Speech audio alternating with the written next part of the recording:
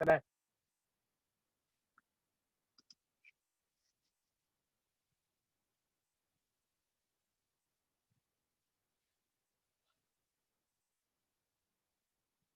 All right, that participants number goes up, and I know it's time for another virtual speaker series.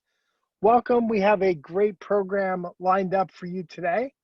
We are going to be talking to Brian Patchcoski and about all of the great work that he is doing here at Penn State in the Center for Sexual and Gender Diversity. As usual, we ask that you let us know who you are and where you're zooming in from by opening your chat box and dropping your name and Penn State class year into the chat. We will get started in just a minute. We are letting the Zoom room fill up.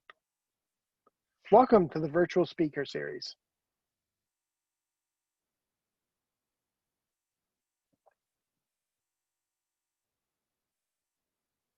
Welcome, Jim Wayland, class of 97 from State College, and my colleague Stephanie Tomlinson from the class of 16. Welcome, Stephanie.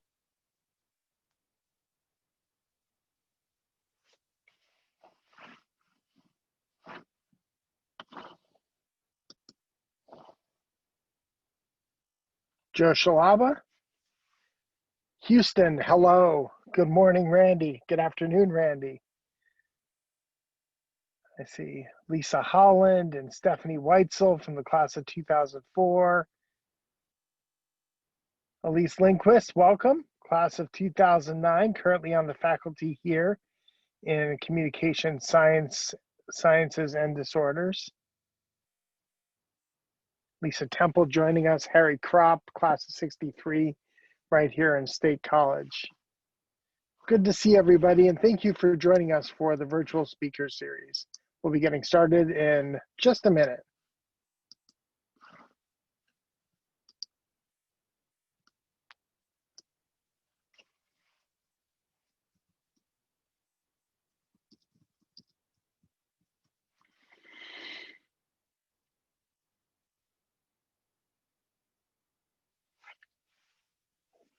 I see Katie Heltman from Liberal Arts Development Office and Chris Nairn from Philadelphia / World Campus,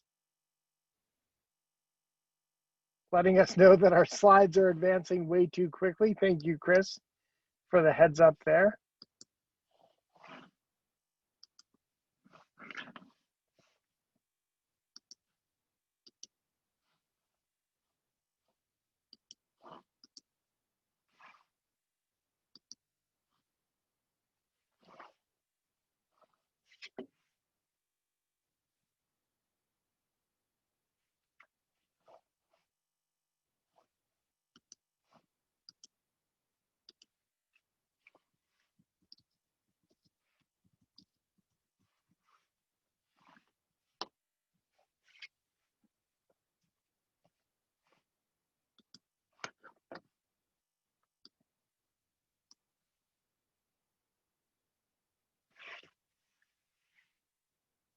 Where else would you rather be than a Zoom full of Penn Staters?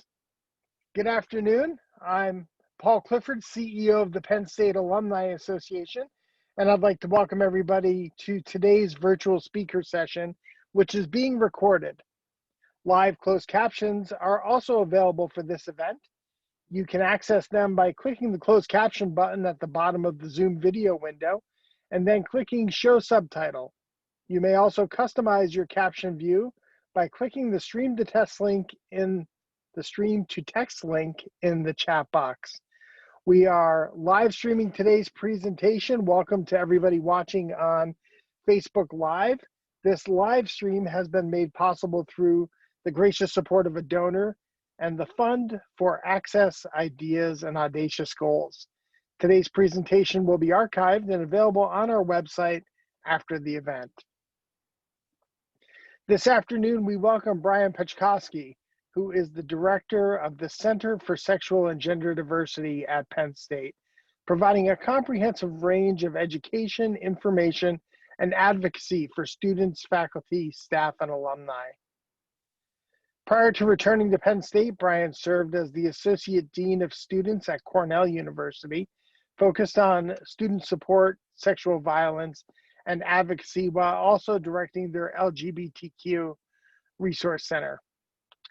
While at Cornell, Brian also co-directed the Center for Intercultural Dialogue. Before joining Cornell, Brian was the founding director of the Office of LGBTQ Services and the Deputy Title IX Officer at Dickinson College in Carlisle. Brian is published in areas of gender inclusion in higher education, as well as inclusive faith-based practices for queer individuals. Brian has worked extensively providing discussions exploring issues of sexual and gender diversity, and more broadly, equity and inclusion at Penn State and across the field of higher education. The Center for Sexual and Gender Diversity is dedicated to areas of education support and advocacy across the Penn State community. Through our network of campus advocates, the Coalition on Sexual and Gender Identity works to support our communities throughout the Commonwealth of Pennsylvania while honoring the lived history and experiences of our students and alumni. Come engage in a discussion on our work and learn where our students and communities are moving us forward. On a personal note, or on a professional accomplishment note, Brian is the recipient of the Alumni Association's Alumni Achievement Award, which recognizes accomplished alumni 35 years or younger who have distinguished themselves in their career field. It's good to see you again, Brian. Welcome, and I'm going to turn it over to you. Thanks so much, Paul. It's wonderful to be here today and to be invited into the conversation. And so I've been, as you've been reading all of that, checking out who is joining us today. And so it's great to have folks from across the Commonwealth, some of those folks doing some of our CSOGI work on our campuses. And so we'll talk a little bit more about that today, but I'm going to bring up the screen and we'll start with a bit of a presentation about who the center is and what we do on our campuses, and invite you to ask lots and lots of questions. So to begin today, again, as Paul shared, I serve as the director of the Center for Sexual and Gender Diversity, housed at University Park, but supporting our campuses in a variety of ways, and our colleagues doing such amazing work on behalf of our student communities. To talk a little bit, or to begin the conversation today, today's session, again, breaking those binaries. What do those binaries mean? How do we get away from this or that and break away from, white versus black, or man versus woman? And really think about the personhood that students bring to us, the personhood in we are, and what does we are mean for us as a Penn State community? How do we create that sense of belonging? And so as we frame today's conversation, hopefully you'll enjoy some of the pictures of our events and community engagement throughout the presentation today. That's intentional to showcase the work that our amazing student communities do on behalf of Penn State. But I want to start with two questions, and feel free, you can put these, your answers in the dialogue box if you want to share with others on the call today. But I want you to think about, as we go into content today, what's the first thing you recall, or first time you recall anything LGBTQ in your life? And again, this is a personal reflection. It's just to bring us into the thought process about what this means for us. But the second question I also want you to consider is a little bit more blue and white relevant. The first time you recall anything LGBTQ+ at Penn State. It may never have been called LGBTQ+ in the context and time that you walk the halls and buildings of Penn State, whatever Penn State campus you might have been part of. But it might be sexual and gender diversity. It might have been a feeling of, I may not fit the norm. And so think about those moments. I want you to take those into the presentation today, and in terms of some of the current context that I talk about or discuss regarding our current student communities. And so feel free to share amongst yourselves. I'm not monitoring the discussion box, but would love to see some of those as we move forward into today's discussion. And so just again, to frame us a little bit more in the intention and the why that we do this work on our campuses, and why sexual and gender diversity centers, LGBTQ centers, centers that are focused on sex and gender are needed in the context of higher education. We know that, just roughly in the roughly 5,000 universities across the United States, there are around 400, just over 400 LGBT centers on college campuses. that's still a really low number for over 5,000 colleges and universities in the US. So, we're fortunate to have a long-standing and long-serving center, but it comes with, lots of student advocacy and advocacy amongst our faculty and staff and alumni communities. So thinking a little bit about, the context of what we do, we know that queer spectrum, and queer, again, embodying the lesbian, gay, bisexual, the LGB, it's the former gay umbrella. Queer has been reclaimed by younger generations to represent the breaking down of boxes. But really, when I talk about queer spectrum, this is some of the research language that is currently being used. But thinking about that, 17% of LGB folks, the 20% of trans folks are 3 times more likely to report self-injury. We know that 22% and 1 in 4 or 25% of trans communities have seriously considered suicide in the past 12 months. And nearly a third of queer spectrum, 30%, and 32% of trans spectrum students reported being depressed, and it was so difficult to function that they couldn't achieve what they wanted to achieve. We know that LGBTQ plus identities are not the reason why LGBTQ communities usually seek support or mental health resources.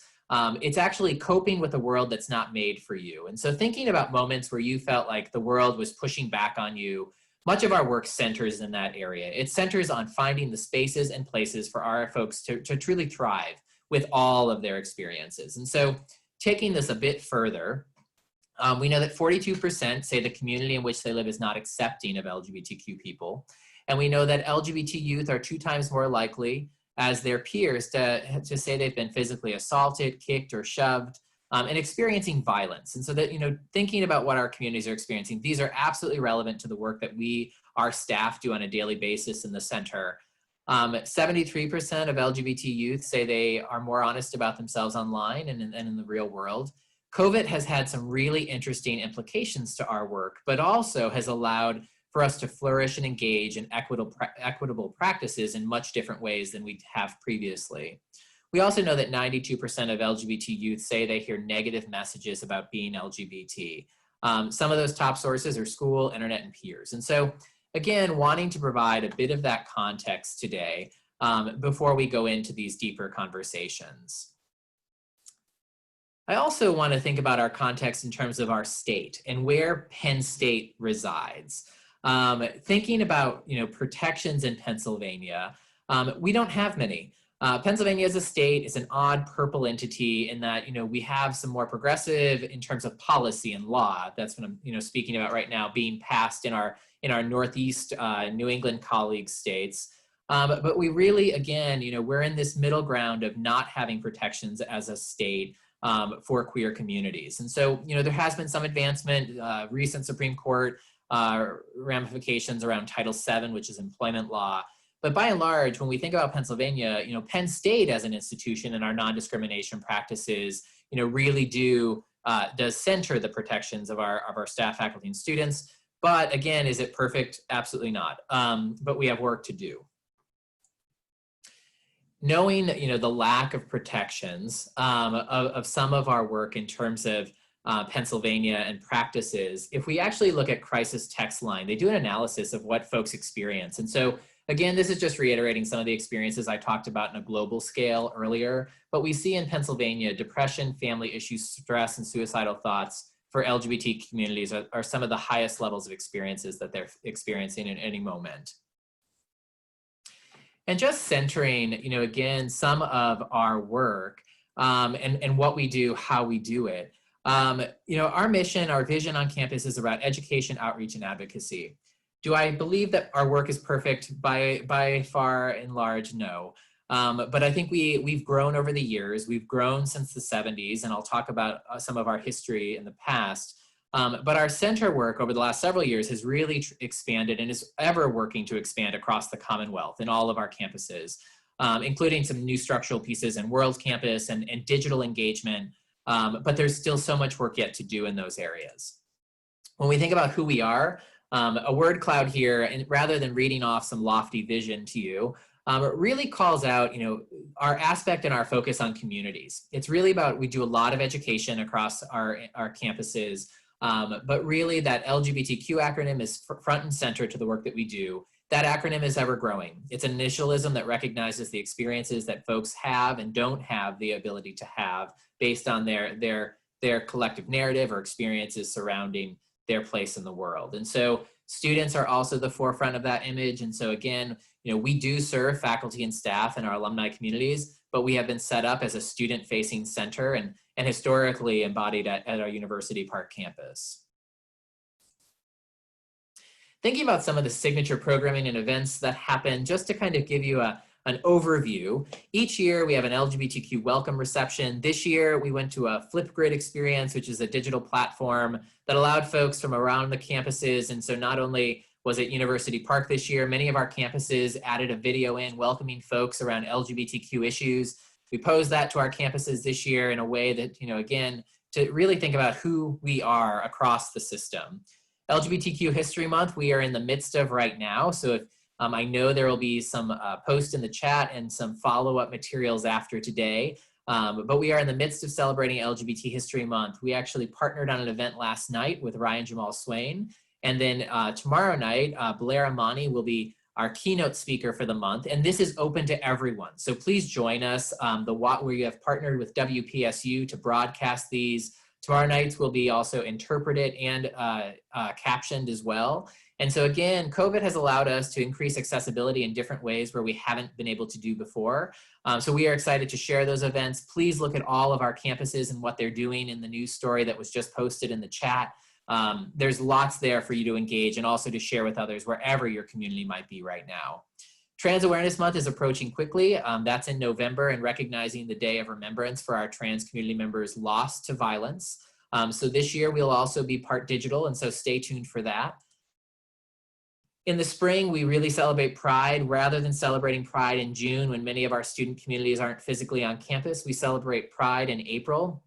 And the real culmination of that month is really our Lavender graduation and recognition of our graduating undergraduate, graduate, and professional students across the Commonwealth in celebration and recognition of award and scholarship. And so that is absolutely my favorite event of the year, in that we get to embody a sense of pride for folks that may not have experienced that in their family of origin, but rather in their families of choice. And so some more on some of our programs. We have structured our work in terms of a pipeline of engagement. So however someone enters the Penn State experience, we hope they can find something that they can continue to foster engagement within. And so whether I've been out for 5 years, just coming out, may not be able to come out at all during my Penn State experience, hopefully there is something that somebody can connect to and connect onto to really grow and develop that sense of being and sense of belonging.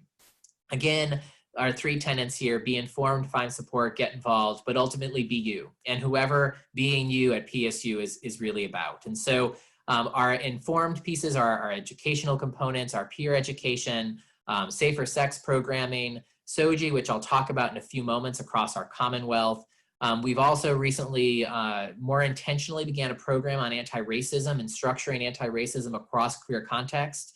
And so that program is just getting its brand new foundation across our programs. Our mentoring programs, discussion groups, scholarships. We have some of the most numerous LGBT scholarships in the country.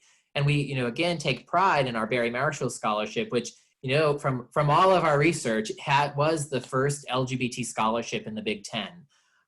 We also manage our chosen name and gender process for all of our campuses. So I am the appointed person to make those gender changes and name changes across our systems. And then getting involved in what might that look like. So whether that's zooming in right now or being part of an Instagram live event, joining us, this week we're also doing an ice cream social where people can pick up and take their ice cream rather than sitting in a specific location, but choosing your own flavor. And again, thinking about that of choosing who you need to be in the world.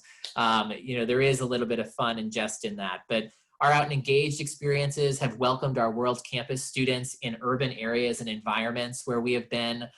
So we last year went to New York City, we've been to Philadelphia, we were posed to go to Washington, D.C. and meet some of our amazing Penn State alums doing advocacy work around LGBT issues. And also these, again, thinking about what are the contexts generationally around LGBT work, what's happening now, how can we still be active and engaged citizens and global citizens of this work? while also bringing in our World Campus students that may not be in State College, may not be in the Commonwealth of Pennsylvania, but join us and join students and join alums together in thinking about what is this collective we are and who we can be in the world. Just a quick exposure of some of our undergraduate students. So here's a variety of groups. So you may have known about many of these, you may not know about any of these.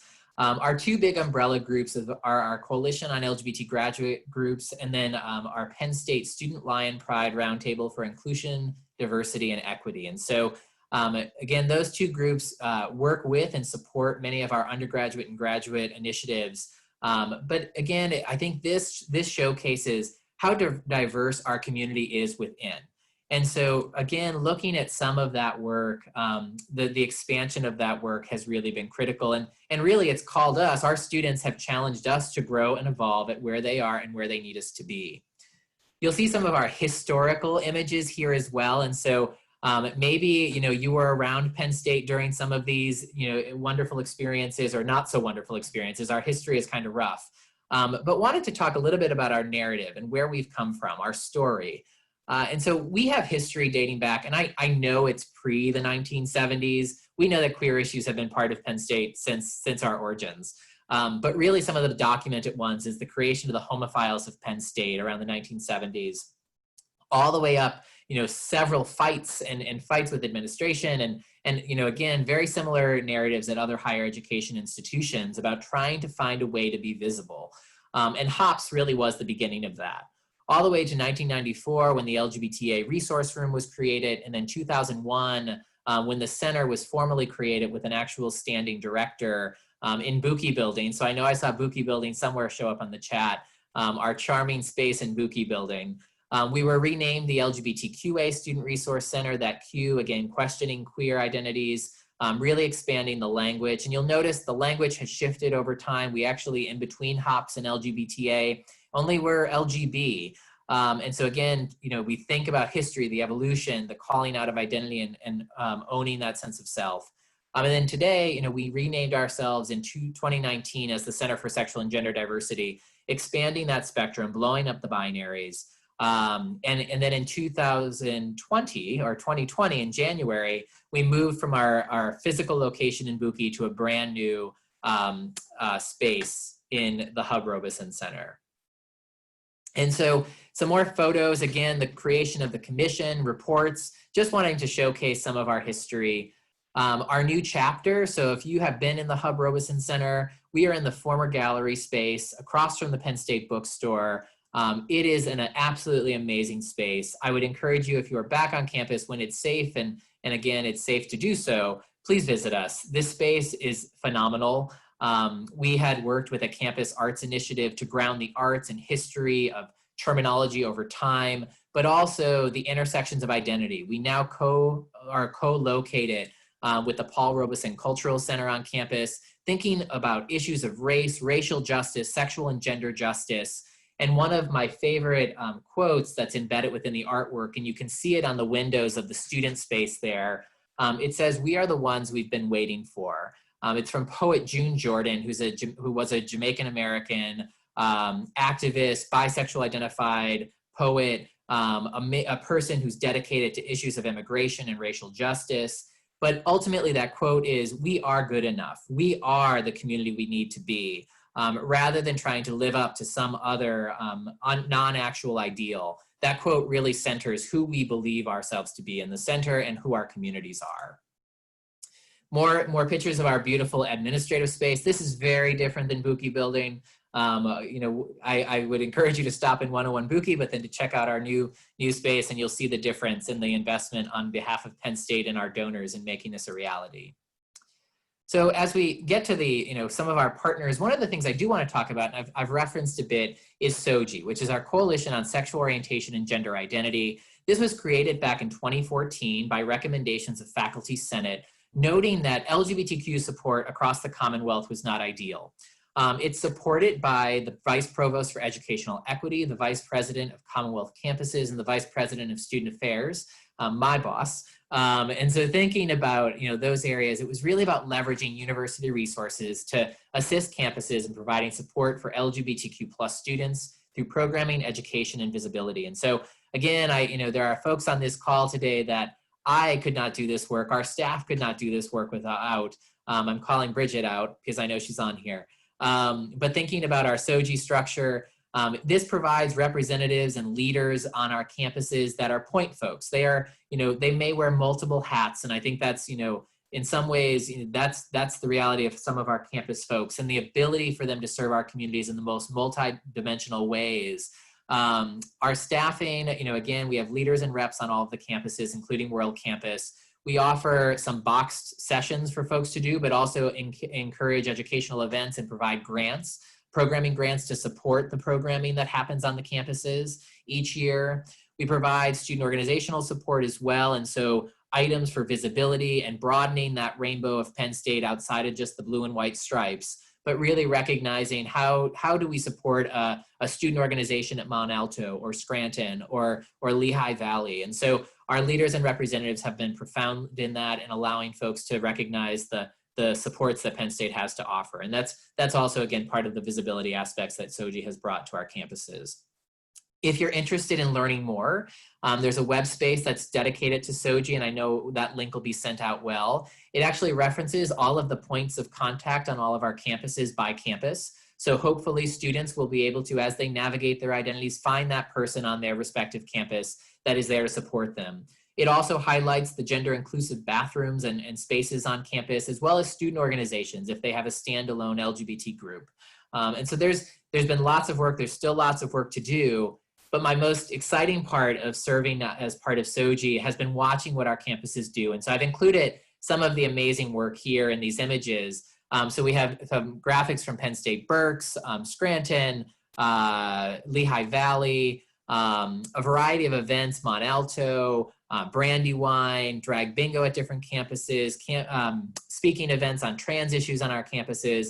Each year they submit an annual report to our office, and we work to submit that to our funding requests. But again, wanted to highlight some of the amazing and absolutely phenomenal work that our campuses are doing.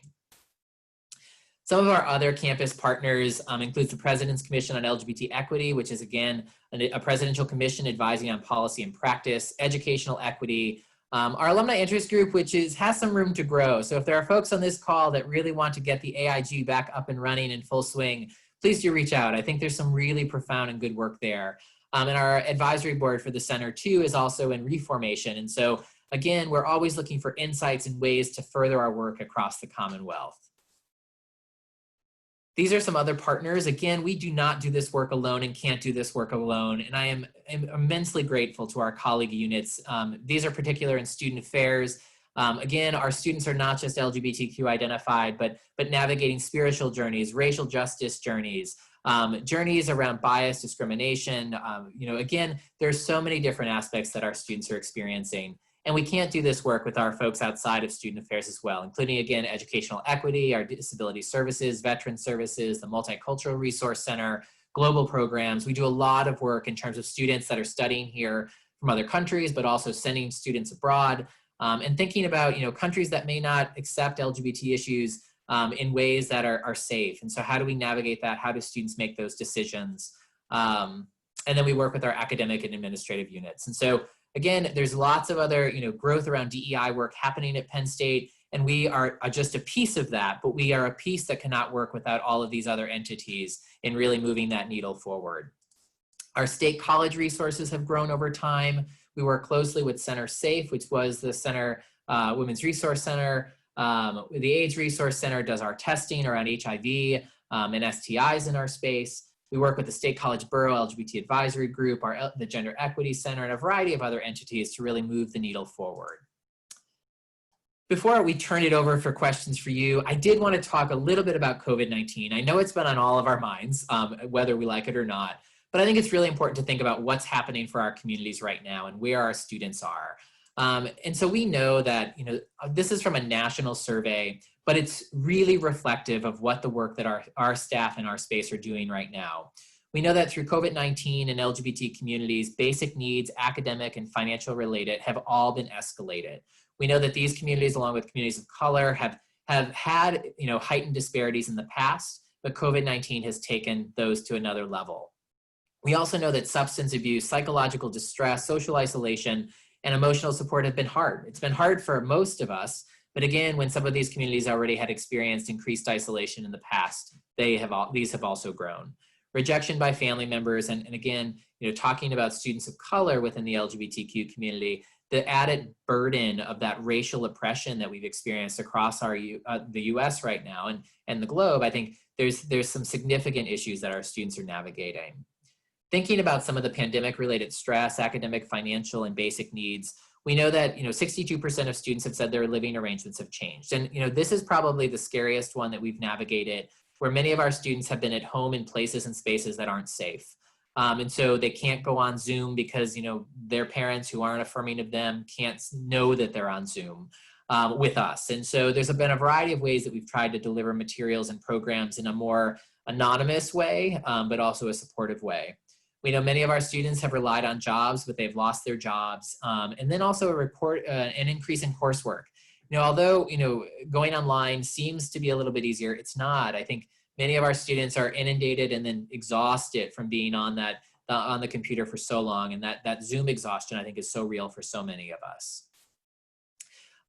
Again, moderate and severe psychological distress, increased issues around medical access. Many of our folks being remote have had to access care at home when they were used to accessing care here. Very isolated. I think COVID has escalated that for many of us, but many of our marginalized communities have absolutely experienced increased isolation, and more coping behaviors have been seen. We know more negative comments have been heard as well. Many are hiding their identities at home. So I think some of our students were out and proud while without us on campus, and then seeing them on the other side of that Zoom screen, it's a very different scenario. And so COVID, again, the ramifications, and students will absolutely opt to be back on campus so that they could be in that pride stage. Some of the intersectional racial oppression that we've seen, 37% increase in white LGBTQ people saying racist things, or hearing that white LGBTQ people are saying racist things, and 43% were spending more time educating white LGBTQ people about race. And so these racial discussions, racial justice discussions, are so very real. And again, the multiple oppressions that folks are experiencing in education. So then some final just key results, just reiterating some of the things that were just noted. Again, 30% have heard negative comments, 35% have lied to their families about LGBT identities right now. 37% of our students of color experience an increase of LGBTQ white identified folks saying things that were racist. 44% were almost half are still hiding that identity. And then 32% of trans non-binary students reporting disrespect of their gender identities more often. And so it's a hard moment right now. It's been a hard moment for many of us, but I think it's really important to showcase the realities of, these support services and what we and our colleague units offer are so very critical, and our Penn Staters are still connecting with us, but there's still so much work yet to do. So just some concluding thoughts. Again, as we work to further our work, our new center, opening in January 2020, we're reopened now. We've been open since August. We've been doing lots of work on campus with our students that are in physical form with us, and also remotely. We're providing more and more employment and paid work positions in our space. We've been increasing our graduate student support services, as well as strengthening some of those historical offerings we've been doing over time. One of the exciting things I want to share with you all today is this is just new information, and actually it was embargoed until just now. So Penn State has been named to the top 40 institutions for this year, 2020. So I snuck in this graphic beforehand. Paul didn't even know I was sneaking this in. But we found out last week that we have been recognized as one of the top 40 institutions again. And we have a long-standing tradition of this, but it's always good to be reminded that we are doing the work and being evaluated for the work that we're doing. And so again, 2020 national recognition was just announced. And so you'll see some of that coming out in Penn State News and on our social media over the next bit of time, but really taking pride in some of the great work that our students have been doing. And so I'm going to stop sharing and welcome lots of questions from all of you. And again, thank you for listening to some of the work that we're doing on campus and the experiences that our students bring each day. So. Excellent. If you have any questions, be sure to drop them in the Q&A tab on the bottom of the Zoom screen. So early in your presentation, Brian, you touched on it was a map of the country, kind of a heat map, and you looked at what it's like to be an LGBTQ plus citizen of Pennsylvania, if you will. What, to any extent, does your center, what kind of advocacy is your center involved in at the legislative level or at the policy level to change some of those, to bring them in line with some of the more, I won't use the word progressive, although it might be the right word, but maybe LGBTQ plus friendlier states in the United States? Yeah, I think, so I sit on the Pennsylvania Governor's Commission on LGBTQ Affairs. So I'm one of Pennsylvania's commissioners on that. And so, and I also sit as vice chair of the Borough of State College LGBT Advisory Group. Thinking about some of that work, I think there's tremendous work to do. I think there's if folks are looking for something to do, there is absolutely more work than any one person or one commission or one group can take on.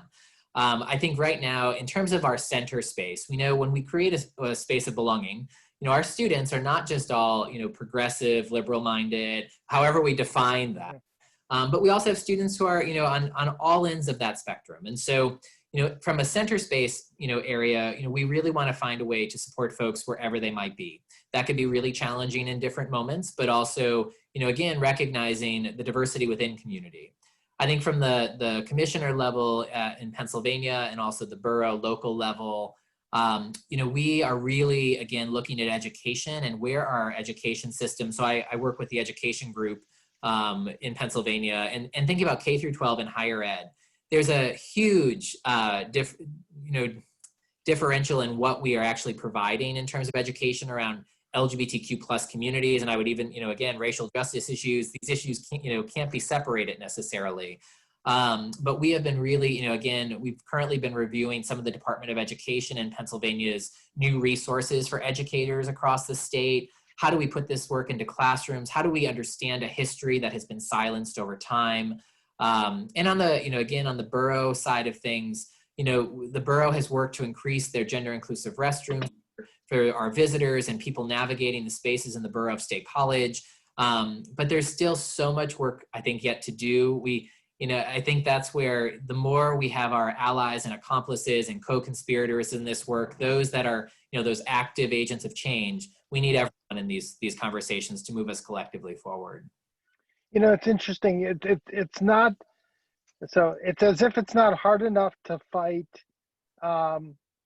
some of these battles in the hearts and minds of people, but we're fighting them in the legislature, we're fighting them in the courtrooms, we're fighting them, you touched on restrooms, right? Yeah. Restrooms have become a battlefield for this, in this cause. It's amazing to me where we choose to and how we choose to marginalize people because of how they are born. And I'm reminded of this as I've seen leaders across our state like Rachel Levine, who has just been on the forefront of leading the state through the health pandemic. And yet she's having to answer questions that have nothing to do with the pandemic. Yeah. Yeah. I think the marginalization is so very much real at this point. I think we've seen, I was looking at one of the news stories yesterday in terms of, Governor Wolf standing up to some of the racial biased remarks against the governor's or the lieutenant governor's partner. And so thinking about, where those conversations are, we do need folks to stand up in terms of taking note that this is not acceptable. I don't think it helps any of us in creating cultures of, belonging or inclusion or equity for us to belittle somebody else's humanity or personhood. And so I don't think Rachel Levine being a Penn Stater, working at the Hershey Medical Center, Rachel was one of our first standing partners in terms of trans equity at Penn State. Rachel used to travel back and forth to University Park to support our trans and non-binary students. And so, those folks who absolutely have dedicated their lives to service, when we look at their track records, they have done such great work. And when we're marginalizing those folks more, again, I think when we point, forward, how many fingers are pointing back at us? One of, my mentors have said that. And I think it's a really true statement. why do we need to consistently call out other people for their faults or whatever we think might be faults? Because that's not going to build any bit more of a stronger community for any of us. It's going to continue separating us. And so again, doesn't mean any of us are perfect. It is, I think it's that balance we weigh. And again, we need our co-conspirators, or those that are going to continue to support us and have our backs when we need to rest. You talk about co-conspirators and allyship, and I think that starts with the right intent in your heart. But oftentimes it also then extends to getting the language right, and using the right language to be an effective co-conspirator or an effective ally. Talk a little bit about, so when I think of LGBTQA+, I think of all of those as kind of as a compilation, right? And you keep saying the acronym keeps growing. Yeah. And yet I think each of those is worthy of having it each broken out, because not all of the challenges are shared challenges across the full acronym, right? And so do you think sometimes by lumping it all into one large acronym in some ways kind of diminishes some of the more specific challenges that people in that community are facing? Yeah, absolutely. I think, again, the initialism acronym piece, it's been something that, absolutely, the reason why that has grown over time, I think many folks on this call would actually absolutely, recognize or represent, is that, experiences have not always been at the forefront, or there hasn't been words to define my individual life experience or narrative. I know folks get frustrated at times with the alphabet soup, but I think it's really important to, recognize the meaning of each of those words. And we may not know the direct meaning based on someone's individual definition or lived, journey. But I, sometimes back up a second and say to folks, if we think about religion and spirituality for a second, we think about just Christianity. If we took each denomination in Christian practice, the first letter, if I'm Episcopal, if I'm Protestant, whatever, we want to define ourselves as, Lutheran, Catholic, if we take each of those letters, we're going to have another set of alphabet soup, because each of those represents an individual belief, an individual lived experience. And that's, really being basic, for, I know there's much more nuance than that. But again, I think we do lose the essence of the individual experience when we go to that collective whole. I do also believe, though, that it's important for the collective community to understand the nuances of each of those letters, each of those individual experiences, because we know that marginalized communities are not perfect. We also marginalize amongst ourselves. And so I think we also need to call out our own accountability and be vulnerable to maybe not knowing everything there is around queer context, and queer context with everything else that's lived. And so I absolutely agree that yes, the clumping of those is challenging, but also I think the collective education and being vulnerable and recognizing that we can't understand everything in these worlds, but others will help us lead. Yeah, it was interesting, one of the last slides that you showed about how marginalized communities aren't always allies for each other, which is eye-opening. You would think that folks who are battling inequity, that inequity would be the enemy, and yet it's still part of maybe it's human nature or part of the human experience where we trend to marginalize others. Yeah. Right. Power for me, I think I've seen, a lot of the work, regardless of the ism we're talking about, it comes down to power. And so why, the power that we feel like we might need, or the power we might need to be in the world.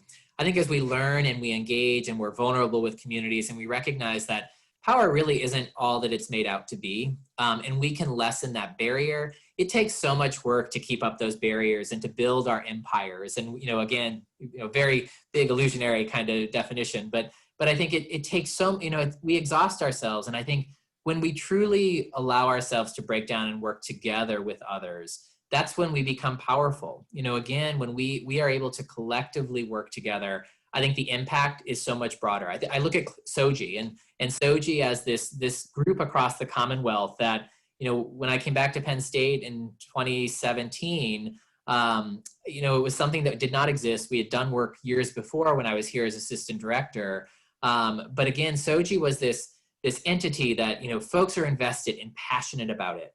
What are the passions we have for the student experience? And many of the folks that are the leaders and representatives, it's about a passion for them. It's about creating a place of belonging, a place of safety, whether that's in person or remotely in our world campus environments. How do we do that? We may not have all the answers of the experiences, but I think it's, again, how do we allow ourselves to think about and to bridge those passions? And I've seen it happen across the Commonwealth. Again, our leaders have found it. They've done regional experiences. Penn State Scranton early last spring. I don't have a context of placing things anymore with COVID. Right. It was last spring, had a regional summit with several campuses joining that was around DE&I work, diversity, equity, and inclusion work. That was a conversation of just opening the conversation. How do we start thinking about this and bringing people to the table and to the multiple tables in moving this work forward in our Penn State community? And so again, this work has been, coming from passion areas, breaking down those power structures of you're not going to lose something by coming to the table. And if you do, hopefully you're going to gain something that's much more profound. Yeah, it's interesting that you bring that up. I mean, both of us, we both grew up in that area, Yep. and not that this work is any easier or harder in certain areas, but I know that this wasn't part of the work that I was doing growing up, right? Yeah. This is work that I've started on after my college experience, and it's because it just wasn't part of what we talked about in Northeastern Pennsylvania at that time. Yeah, and there's still so much work. I actually had an email that I responded to last night by a high school teacher in one of the Northeast region school districts who is starting a GSA, a Gender and Sexuality Alliance, formerly called a Gay Straight Alliance, but really trying to figure out how do I provide resources in a remote environment to these high school students and middle school students who don't have resources. And school districts still are not on par with providing some of this support. So how can Penn State, as a land-grant institution, mission of serving the state of Pennsylvania from our founding, still provide the resources of equity and growth for our communities? And again, Northeast PA, it's moved, but it's not moved in ways that I think we would love to see it move. It's so much, again, the area is growing.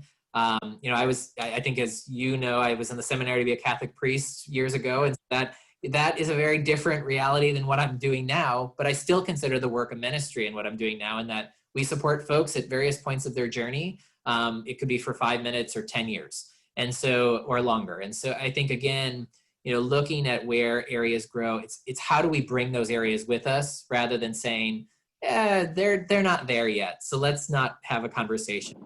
Right. I think that's been the collective conversation of, again, who we are across the Commonwealth. I want to go back to the language piece. There's a question that has come in here that I want to talk about. Can you please discuss inclusive language, including the renaming of women's events? And if you could also touch on maybe the future of the word alumni, and as we begin to look at how we take gender out of the words that we use, alumni is embedded. There's gender embedded in that because of the root of that word, and yet it's a word we use every day without realizing it. So talk a little bit about the power of language. Yeah. When I talk about language and talk about expanding our methods of inclusion, I often talk about universal design. So universal design comes out of a context of disability justice and creating facilities or environments where people can engage more fully. But on a little bit further than universal design is inclusive design, and it's creating a way that a multitude of people and identities and experiences can engage with something, whether that's a program or an experience or an environment. So when we think about inclusive design and we think about our language, many and oftentimes, even our Penn State style book has changed and referenced using they, them, theirs rather than gendered pronouns of he or she. Again, we're not the first doing this, but I will say moving us in that direction, I think is the right way to go. It's a broader scope. It's a bigger umbrella. It allows folks then to self-define who that we are is. So if we are that collective whole, we know that we are made up of so many different genders and so many different sexualities, racial identities. But again, thinking about that we are the they, them, theirs, it may get questions or may prompt questions of, well, who are they bringing with us, or who are they bringing with them? And that's where we get to stand up and be the ally or the co-conspirator and say, the reason I'm using that language is to allow someone the space to bring their collective journey into the Penn State journey. Because again, that's the mission matching. For, the alumni term, I think that's the broadening as well. Because, when we think about women's events, I have made the recommendation over time to use women identified. We know that, female identified at birth is not going to always be someone who's a woman. And so women identified folks broadens that. It's the bigger umbrella. It's the inclusive design aspect of welcoming people in, where many of these things, even though we don't acknowledge it, are excluding folks. Because if you're coming from a marginalized perspective, you read in between the lines. Am I going to be welcome there? Are they going to receive me? The language that you put out into the world way before an event happens or way before a conversation happens is so very meaningful, and is part of our equity and inclusion narrative that really calls people in, rather than calling them out to only be out because of who they are in that space, rather than everything else they bring into that space. You're on mute, Paul. You talked a little bit about Penn State's history in this in this work, and I know recently, within the past 2 years, you and I attended an event in New York City at the Stonewall Inn. What is the significance of that in Penn State's continued work in this space? Yeah, so the Stonewall event was in memory of the 50th anniversary of the Stonewall riots. And so it feels so long ago.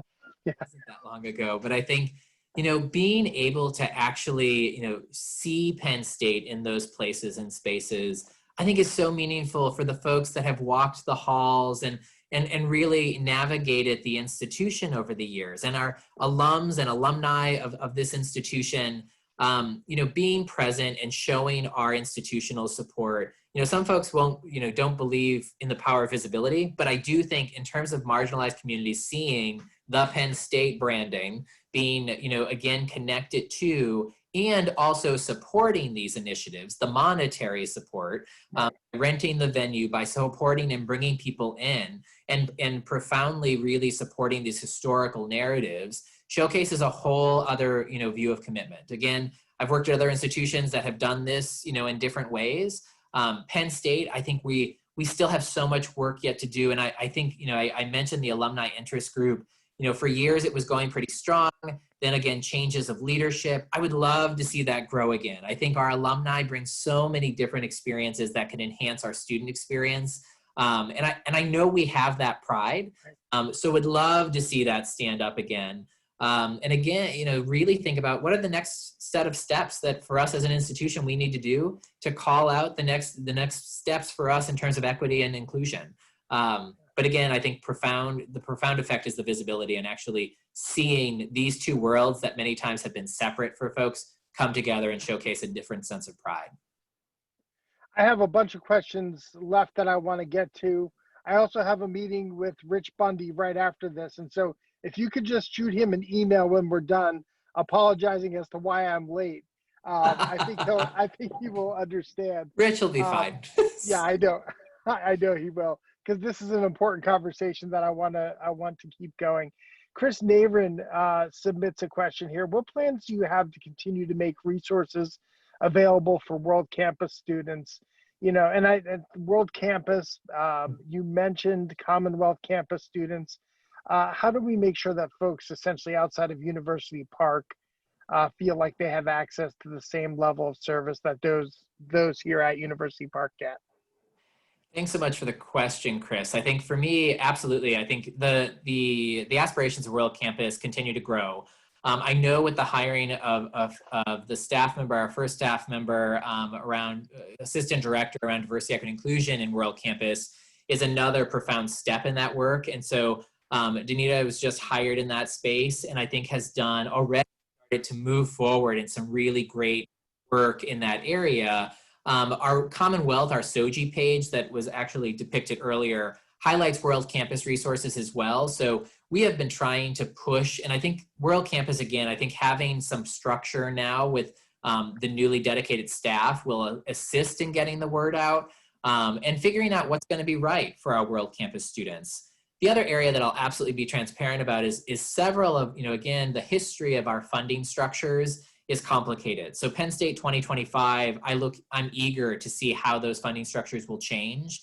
But currently they're, historically, actually pre-COVID, much of our work was not able to be expanded, which is why CSOGI had to grow out of a different funding stream. Because again, student fee at University Park than our Commonwealth campuses has been different. COVID has waived some of those exceptions because of remote learning. And so I look forward to us learning as an institution how, again, how the increased accessibility is not only going to serve UP, because again, I think that gets read many times and oftentimes as the mothership of Penn State, but really our campuses and World Campus has done some absolutely profound work. And I often say some of the most powerful work, because again, the communities they're serving are smaller, more intimate, more profound. And I think World Campus too, we think about the experiences that our World Campus students bring, whether that be, differences in age, differences in geography, differences in experience, maybe potentially military status as well, or veteran status. I think the ways that World Campus has taught us to do this work remotely as well. World Campus has actually been a profound support in terms of our remote programming and actually broadcasting for years. So that even prior to CSOGI, World Campus has been a partner in broadcasting our keynote events for Pride and for LGBTQ History Month. I think the communications could do some work and how we could enhance those, and absolutely would welcome further suggestions. Any ways that we can be helpful in that work would be absolutely welcome. But thank you so much for the question, Chris. Brian, have you thought a little bit differently about how you might be able to, well, let me say it this way. Has COVID-19 forced you to think about this work a little differently in terms of how you might be able to open meetings up and make them available to folks outside of University Park? And so something that might be happening here at University Park, extending that experience to World Campus and people outside of UP. Yeah, so actually everything right now, so all of our LGBTQ History Month things in the link that was shared a bit earlier, they're all open. So the keynote event tomorrow night, the keynote event last night, they're being broadcast and interpreted and signed by WPSU as our co-sponsor or our co-sponsor or facilitator of some of those dialogues. I think also our discussion groups have been moved online. We have a community Discord, which allows folks to connect digitally. And so the Discord for folks that know those things, our students know Discord more than I do, but they've created essentially a digital space where folks can engage. They don't need to be at University Park. And actually, we have been trying to move our stuff in that direction for some time. But I think it takes some time to figure out what's going to be most effective. Some things have worked well, some things haven't. But again, our online discussion groups, all of our identity-based groups are open to any student on our campuses. And then all of our events also have been open. And so hopefully that will continue. I think, again, the bar has been set so much higher. We've had more folks attending our events than we've ever had in person. So while UP may have the resources, the needs of these resources across the state are so vast. And so I think this has shown us, I don't think we'll ever return to a purely in-person form the way that we once knew it. And I think that's the lessons that COVID has taught us about equity in the remote world. And so again, I'm really excited to see where that will go and what these lessons have taught us as an institution. Okay, really specific question here, and let me read this so I get it right.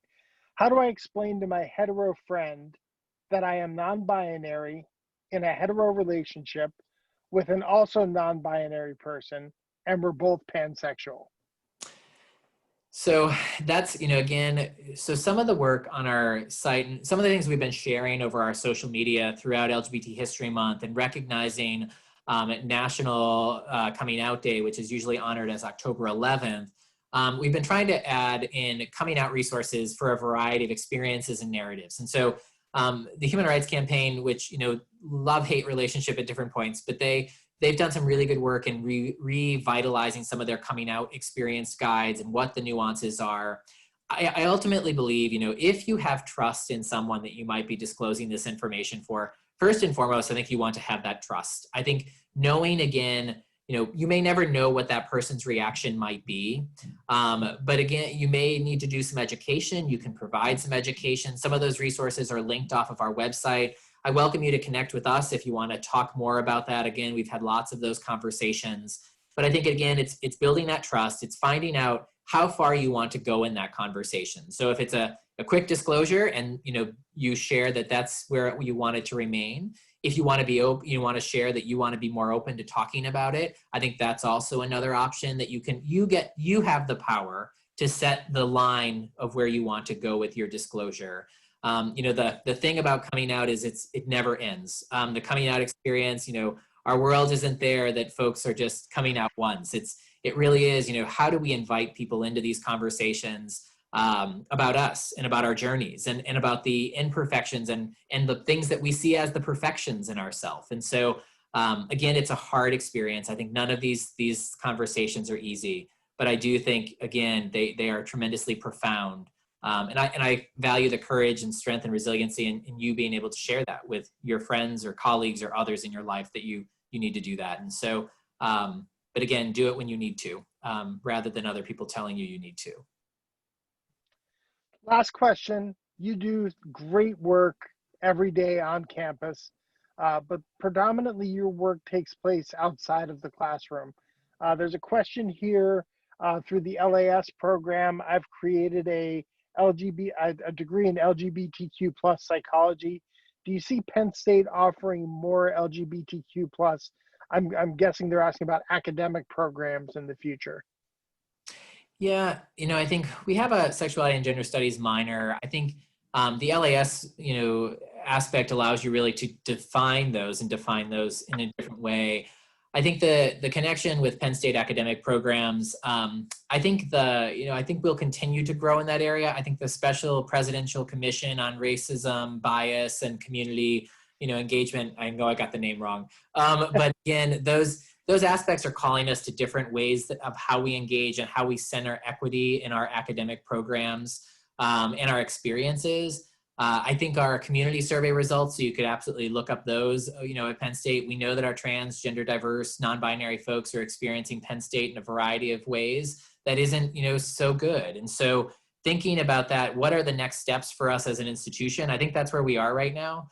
And I think part of that is again, expanding our academic dialogues in those areas. Again, Penn State, I don't want to say that we are the best in those areas. I think we've got lots of growth to go. But I'm excited that LAS has allowed you to do that. I think many of our students have done that in a variety of ways or have been able to do the sex and gender minor. And, I think the sex and gender minor hasn't always been represented in World Campus. And I think that's, again, a deficit there, but I think the call for that is absolutely there. And I think there's tremendous work to do yet in the future.